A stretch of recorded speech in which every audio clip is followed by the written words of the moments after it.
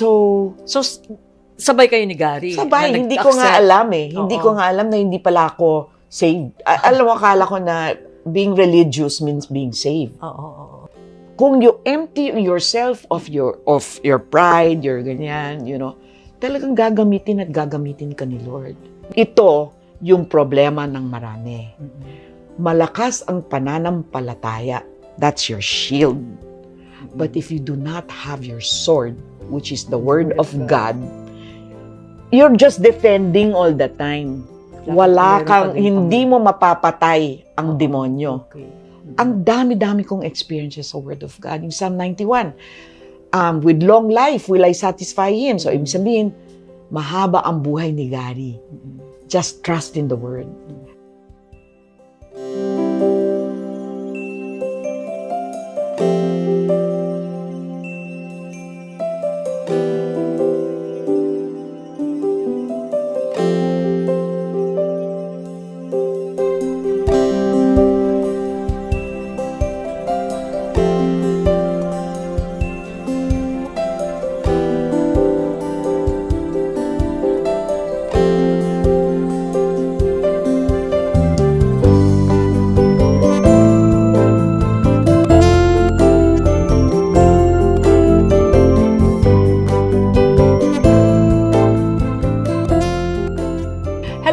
Welcome back po sa Finding Hope with Annie. Sigurado ako magiging masaya kayo kasi ang guest natin ay isang babaeng tunay na ilaw ng tahanan na talaga nagbibigay ng liwanag, hindi lamang sa mga mahal niya sa buhay, kundi pati na rin sa mga tao na sa paligid niya, sa mga kaibigan niya, sa lahat ng mga nakikilala niya.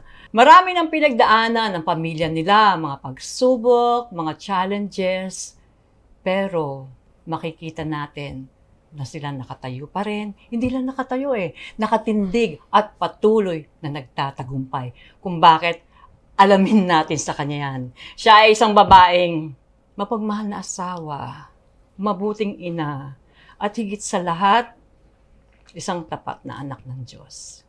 I-welcome po natin ang nag-iisang Angeli P. Valenciano. Sister! Hello, Thank sister! you. Tagal na natin mag-friends. Oo nga, di ba? Close kami kanina nga pinag-uusapan namin. Hindi niya alam, kinukwento niya yung una kami nag-meet. Pero ang totoo, yun, malapit siya sa, ayokong umiyak.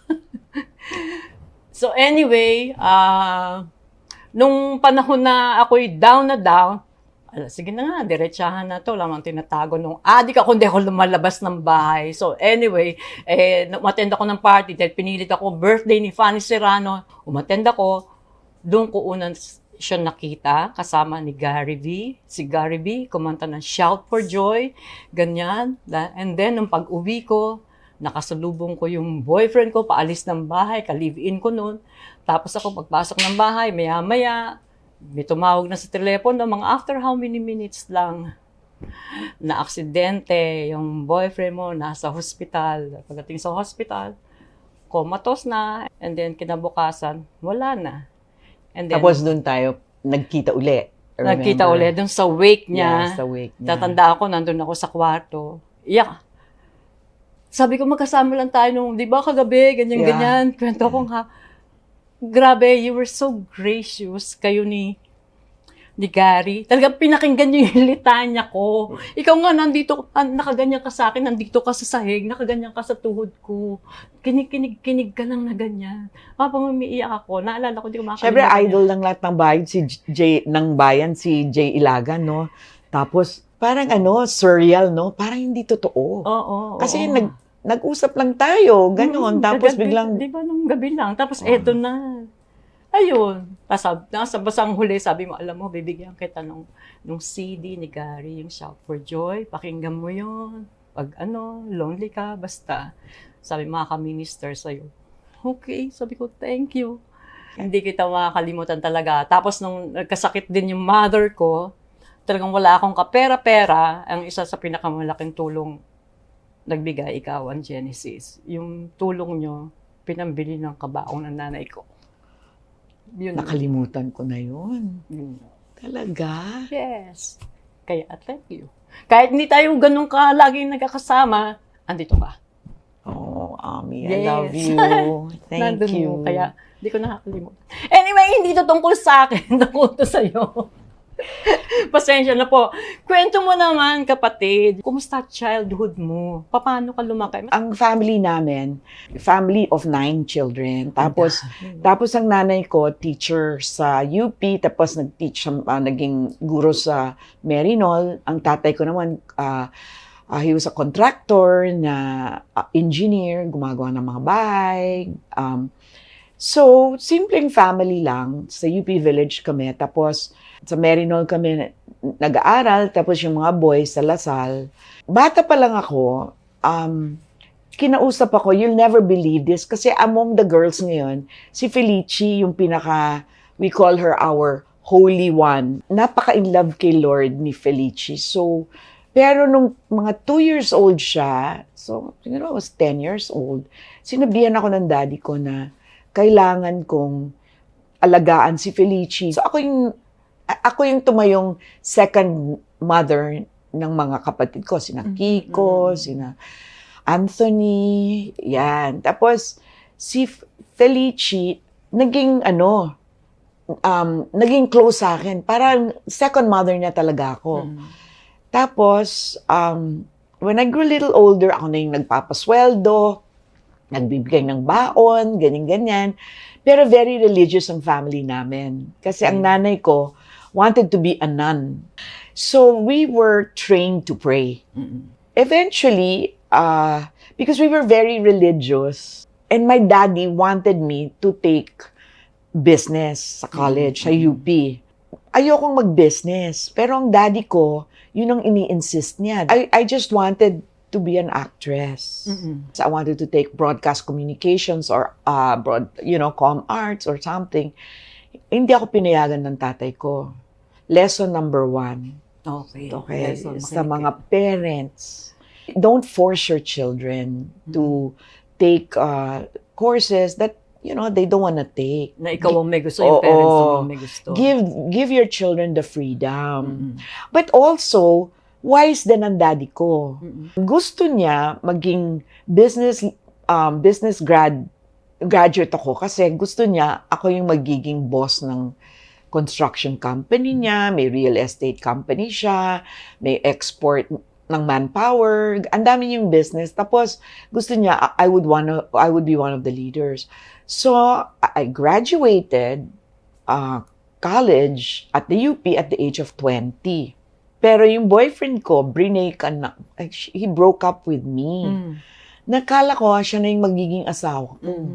So masyado akong naging heartbroken na I decided to tell my dad, I'm not gonna work first, So I went out, naglasing ako, ganyan, because I was so heartbroken, And I was supposed to be cum laude, but because it was a few weeks before final, sabi ng Secretary of Business, sabi niya, Ana, kasi Ana ako nun Ana, you just pass your finals and you'll be cum laude.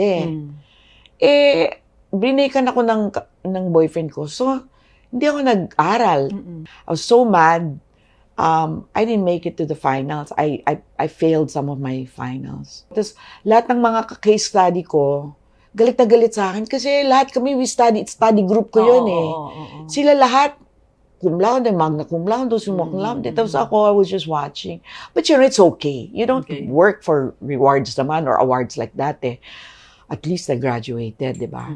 Tapos, my sorority sister, si Sandra Chavez, said, Angeli, we're forming a band for this singer. We need backup singers. Sabi ko, Sandra, my dad won't agree. He will not allow because I graduated to work for him, business. Sabi niya, cute yung boys. So sabi ko sa mga sisters ko, punta lang tayo, tingnan natin kasi yung boys. Kasi heartbroken ka tingnan nga natin yung boys dyan, ganyan. I was just joking. So kumunta ako. I could sing naman in tune, but I couldn't sing well. I was an actress, So I found out na nagka-crush sa akin yung iba sa boys doon. So, I got accepted. Okay. I heard Kula Desma sing. She was 24 years old. She was the lead. Sabi ko, ang ganda ng boses ng babaeng to. Sabi ko, marketing graduate, kung in the future, I'm already working for Daddy, I can say, I was the backup singer of Kula Desma. Yung parang, parang history. So, I was forcing my dad to say yes. Galit na galit yung daddy ko. Galit na galit. Daddy, I gave in na. I'll work pa naman. So, I was working at the Alibay Bar of Regent of Manila 4 nights a week. Okay? 3 sets a night. Tapos 4-inch nagtatrabaho kay heels. daddy. Tapos I worked with my dad in the afternoon. yes. From 2 p.m. to 6 p.m. or from 1 p.m. I was doing internal auditing. After that, we became very popular na, ganyan. And then my I had one of those guys, became my boyfriend. And then The Music and Magic. music and magic. Yeah. But I wanted to quit every year. I kept saying, I want to quit na. Kasi my daddy's been asking me full-time, Hindi pumayag si Sandra. Okay. The only reason na pumayag si Sandra was wala na siyang choice. Kasi when I was wanting to really leave, that's naging kami girl ako. All the more I got offers. Tapos biglang si FPJ, nanood ng kami commercial ko, sabi niya kay Ben Hernandez, siya yung gusto kong leading lady. Okay. So, meron na akong kontrata. Imagine, I wanted to be an actress. Tapos leading lady ako ni FPJ, di ba? Tapos I went to a grocery. Tapos yung sa grocery, sinabi nung tao, hindi ba ikaw yung nasa Music and Magic? Ikaw yung ganyan. Sabi ko, ayokong ganito. Ayokong sumikat. Ayokong maging artista. Angeli, set na lahat. Ano na lang, pirmahan na lang. And then, I wanted to find a star na i-replace sa akin. Okay. Tapos, ang nangyari, we sang in a Merino Fair, nakita ko si Gary Valenciano. Okay. Hindi ko siya kilala. When I met him, hindi ko alam, nagka-crush siya sa akin. Okay.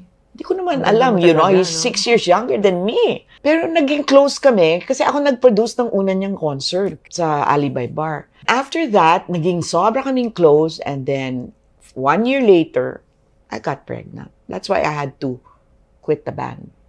And then, he became such a big star, And we were so in love and everything but he became so big, every month we were abroad. And then one day, I decided I'm going to bring him to the Bible study of my sister. Doon nangyari lahat kasi I saw na changed life yung sister and brother-in-law ko. Tapos sabi ko, I'll bring Gary. Sinong sister ito? Si Maricel, Maricel, yung yes. ate ko. So we had a Bible study, and then tinanong kami, if you died right now, where would you go? Ako, I just read the book on purgatory. Diba? So ako, right away, purgatory. Ito naman si Gary, ewan ko kung anong ginagawa niya noon, sabi niya, hell. Sabi ko, hell. And then sabi ng brother-in-law ko, do you know that there's no purgatory? It's not in the Bible. That's impossible. Sabi ko, that's impossible. So, nung gabing yon, so, he just said, Kong, let's pray. Would you like to surrender your life kay Lord? So, sure. Jesus died on the cross, so we may have eternal life. So, of course, we believe. So, naging klaro naman yun. Oo. I had no doubt because we were very religious, and Marinol always had religion courses, So, sabay kayo ni Gary. sabay, na hindi ko nga nag-accept. alam eh. Hindi ko nga alam na hindi pala ako saved. Alam mo, akala ko na being religious means being saved. Oo. We just said this simple prayer na sinabi lang namin na we surrender lives to you, Lord. Ganyan. We know na namatay ka sa krus para sa amin. That we may have the forgiveness of sins and the gift of eternal life. So after that, hindi ako makatulog. Naglabas ako ng mga encyclopedia. Wala pang internet, wala pang ChatGPT noon, di ba? So, nakita ko sa mga encyclopedia na ganito, ganyan. Sabi ko, teka, ba't hindi ko alam to? Yung mga nangyari sa faith ko at that time was, then I said, you know what? Wala nga talaga, no? Tapos, yung Bible ko, tinignan ko, wala pala talagang purgatory. Wala, nasa concordance, wala talaga. So, parang na-shock ako, ganon. So, I started going to all the Bible studies of my sister. And that's where my life changed. Doon ko naintindihan slowly na ang Holy Spirit pala is the one that will guide you. Kaya ngayon, Sinasabi ko, at tapos yung, ito, so 1985 yon. Okay. 1986, si Gary, gagawa ng kanta sa Green Hill Studio. Han, tinawagan ako landline. I wanna write this song, kaya lang, I don't have the lyrics eh. Nandito, nakalatag na yung music. Sabi ko, anong klaseng kanta gusto mo sa lyrics? Sabi niya, I want nakasulat na siya ng mga wag mo na sanang isipin, mga ganyan, mga after all, you got me working, marami na siyang sinulat na kanta. So sabi niya, gusto ko Christian song. Okay. Pinagdasal mo ba? Sabi niya, no. Sabi ko, gagawa ka ng Christian song, hindi mo man lang pinag-pray? Sabi niya, punta ka nga sa isang studio dyan. Ask for the Holy Spirit to give you the lyrics for this song. After 1 hour daw, natapos niya yung kanta. Anong kanta yan? Just what is it in me? Sometimes I just don't know. Take me out of the dark. My Lord. I don't wanna be there. It took him 1 hour and the Holy Spirit to give him the lyrics. Hanggang ngayon, pag naririnig ko yun. And that is his biggest Christian song. Ramdam The mo yung next Holy year, Spirit. 87, ganun din. Sabi niya, can you write this song for na na na na na na na na. So I wrote, sana maulit muli ang mga oras nating nakaraan. So I wrote all the lyrics of Sana Maulit Muli in 2 hours. But guess why? I remember Take Me Out of the Dark. So I said, Holy Spirit, please give me the lyrics to the song. Please, please, please. In 2 hours, I wrote Sana Maulit Muli. So ngayon, sa mga decision ko, lagi, yun ang ginagawa ko. Talagang, ang nangyari sa amin ni Gary is, I always remind him, honey, for your lyrics, for your spiel sa show, always ask for the Holy Spirit para yung sinasabi mo, and you know what, Ami? Minsan nakanganga ako kay Gary ganyan. Ang ganda naman ng mga sinasabi niya. Saan naman niya nakikuha? Of course, I know. But in my mind, this is not him talking. This is the Lord through him. So you become an empty vessel. Yes. Parang gagamitin ni Lord. Kung you empty yourself of your pride, your ganyan, talagang gagamitin at gagamitin ka ni Lord. Mafe-feel ka niya. Oo. And then, syempre, dapat dispenser ka din after naman. Yeah. So you're just a steward, di ba? So I had to memorize yung Bible verses. Because? Kasi natatakot ako sa gabi. Every night kasi nagpapanik ako kasi nagha-hyper siya So I would always get scared until I realized, what would worry do? Will it bring 1 hour to his life? Sa concert, madadagdagan ba ng isang ticket sale ang worry? So I realized na dasal. Okay. At hindi lang dasal kasi pag nakita mo yung sa armor of God, 'di ba? Alam mo saved ka. Di ba? Alam mo na Jesus died for you, so you have the helmet. You have to have integrity, you have to have righteousness. Dapat mabait ka na tao. So that's your breastplate, 'di ba? Breastplate of righteousness. Dapat hindi ka nagsisinungaling, so you have the truth, the belt of truth, 'di ba? Tapos yung paa mo, dapat you walk in peace, hindi ka nang aaway ng tao, even if you're right. 'Di ba? Minsan, mali yung mga nyo, sinasabi, learn how to have peace when you talk to people. Ito yung problema ng marami. Malakas ang pananampalataya, malakas ang faith. That's your shield. But if you do not have your sword, which is the word of God, you're just defending all the time. Hindi mo mapapatay ang demonyo. Okay. I decided to study and memorize. So sa sickness, Isaiah 53.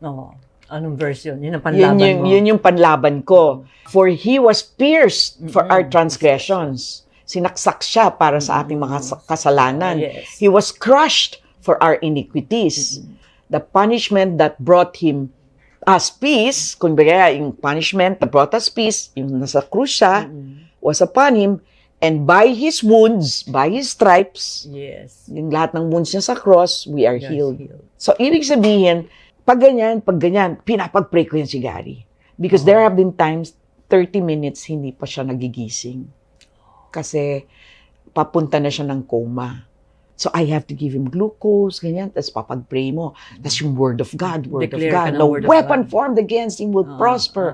God forgives us our sins and heals us of all our diseases. Psalm 103. Lahat yan, Psalm 91. Ang dami-dami kong experiences sa word of God. Yung Psalm 91, with long life will I satisfy him. So, ibig sabihin, mahaba ang buhay ni Gary. Just trust in the word. So, buo ang yung armor mo kung alam mo yung word of God. Kung hanggang faith ka lang, hindi uubra. Kailangan may word of God ka. So, pag kunyari minsan yung bank account mo you start parang Bumabagsak medyo na. kulang ang contracts natin, ganyan. Philippians 4:19. At ang Panginoon, di ba? He will provide for all your needs sa lahat. Lahat ang nakalagay doon, hindi some. According to His glorious riches in Christ Jesus. Sa Panginoong Jesus, lahat ng kayamanan available sa'yo. Di ba? Basta na kay Jesus Christ. Basta na kay Lord ka. Di ba? Earlier, do not worry about anything. Yes. Do not worry. Okay lang yan. Pero you have to have your faith and you have to guard yourself. Tama ka ba sa Panginoon? Meron ka bang kasalanan na hindi pa nako-confess kay Lord? Kasi ganun yun may block Kung hindi mo sinasabi sa asawa mo na may ka-text ka na babae. Oo. Kung di mo nako-confess yung kasalanan Kasi mo. may lalaki dyan, nakikipag-text sa mga babae. Okay. Di ba? Wala naman silang ginagawa text, but that's emotional adultery. Kung may asawa ka. Kasi maski hindi physical. Kahit pero di sa ba? puso mo, Di ba, sa utak Pastor? mo, ginawa mo na Ayun. rin. So, kailangan i-confess mo yun kay Lord. Because sometimes you don't understand bakit nangyayari ito. Bakit hindi pumapasok ang blessing, ang kayamanan sa buhay ko. Kailangan, you have to also look inwards. Meron ba akong ginagawang hindi tama? Ang ganda ng point na yan. Kasi maraming tao ginagawa, wala naman kami ginagawa masama Text lang naman. Wala naman kami Walang hindi naman kami physical. nakikita. Wala naman physical. Pero And then you're watching pornography. naglalandian sa Or text, nanonood ka ganyan. ng pornography. Nanonood lang naman. Di naman ako nag-physical sa tao. Pero still, sabi ni Lord, di ba? If you look at another woman, pag tinignan mo ang isang babae na with lust in your eyes, Sa isip mo pa lang. sa isip mo pa lang, kasalanan na yon. Nagkasala. Pero, ito rin, hindi porket may kasalanan ka or sometimes kasi wala ka namang kasalanan Wait lang. Di ba? Tayo minsan, wait lang. Siguro si Lord. Meron sigurong binabago ang Panginoon sa character mo. Na baka mayabang ka. Baka meron pang ibang mga... Yung hindi obvious, na gustong may palitan si May Lord. So all pride. you have to tell the Lord is, Lord, ano ba sa buhay? Meron ba po akong ginagawang hindi tama sa paningin nyo? Reveal to me. Pakita nyo sa akin, Lord, kung meron ba akong ginagawang hindi tama? Ganon. Ang galing. Bilib na bilib ako. Yung napag-aralan mo yan, yung lahat ng ginagawa mo yan, ganyan din ba tinuturo mo sa mga anak mo? Na I try, pero alam mo, ito, as a Paano parent, mo sila as a pinapalaki? parent, ito yung naging problema ko sa mga anak ko. Dahil si Gary, ako yung nurse Okay, yes. I had to travel with him. Like, for example, sa LA, nasa bahay, we were in the house of Vicky Bella, we were sleeping there, Tapos, in the evening, 3:30 in the morning, si Gary pumunta sa akin, parang, Han, I cannot see. Hindi ako makakita. Oh. Isa yung sa hypo, blind siya. Yun yung Temporary blindness. Okay. I jumped up like that. I ran to him. Takbo ko. Gary, you're hypo. Gumanon ako. I can't see. So I had to bring Mr. Pure Energy, who had no energy, to the kitchen. So I said, sit down here, Han. I'm just gonna get juice. I opened the fridge, went to and gave juice. So, you have to have faith in order to be able to go through all of those things. Nang diba? kalmado lang. Yeah, Dahil kung and iba, so, panik na but because of the Word of God, hindi na ako natatakot. Diba? Alam ko na things happen for a reason. So even me, even if sabihin mong wala akong ginagawang kasalanan, pero bakit hindi pa dumadating ang blessing, ang kontrata, ang whatever? I will just trust in the Lord that meron siyang ginagawa sa buhay ko. May piniprepare Oo, pa siya. He's preparing me for something or Or hindi pa whatever. yung tamang timing. Kumusta ka ng mga panahon na yan? Ano yung sinasabi mo kay Lord? Paano ka makipag-usap na sa Kanya? Umiyak ka ba sa Kanya? I Lumuhod ka? cry. Kinwestiyon mo ba? Bakit? Ano yung usapan You know, when ninyo? I see Gary on stage, pag nakikita ko si Gary at yung pagkakanta niya, tapos sa isang eskwelahan, sabi nung isang babae, nagsulat siya na, thank you for coming, kasi magpapakamatay na sana ako this weekend, pero dahil sa sinabi niyo tungkol sa Panginoon, may worth pala ako. Meron palang special Importante purpose. ka. May purpose ako. At nung nabasa ko yun, sabi ko, grabe Gary. So I know that he has a special calling. Yes. Hindi lang si Gary, lahat ng tao may special Of calling. course. Lahat tayo may Iba-iba yun. purpose, oo. Di ba? And when I see how he has touched millions of lives, alam ko na hindi pa rin niya time, pero talagang inaalagaan siya ng Panginoon. So, komportable, sabihin, at peace ka pa rin, maski na sunod-sunod yung mga challenges na nangyayari ng taong pinakamamahal mo. Na Kasi nga, anytime, di ba, yung worry nga, sabi ko, saan pupunta? Wala namang pupuntahan ng worry, So, di ba? ganun ka lang kakalmado. Well, sabi nga ng isang friend ko, si Angeli laging naka-volume or dormicum. Kasi, pero it's so hard for me to lose my temper and really shout at the top of my life. Very rare yan. makakatulong. Very, very rare yan. Kasi nga, I've seen Gary near death so many times. And then, yung hypo, almost every night yan eh. But, if you see how God has seen him through all of his medical challenges, ito sinasabi ko kay Lord, Lord, para naman sobrang favored naman si Gary. Pero it's almost his reassurance na mahal kita, Angeli. You know, so I just realized na you cannot outgive God and you cannot question whatever happens in your life kasi lahat nan may purpose. Amen.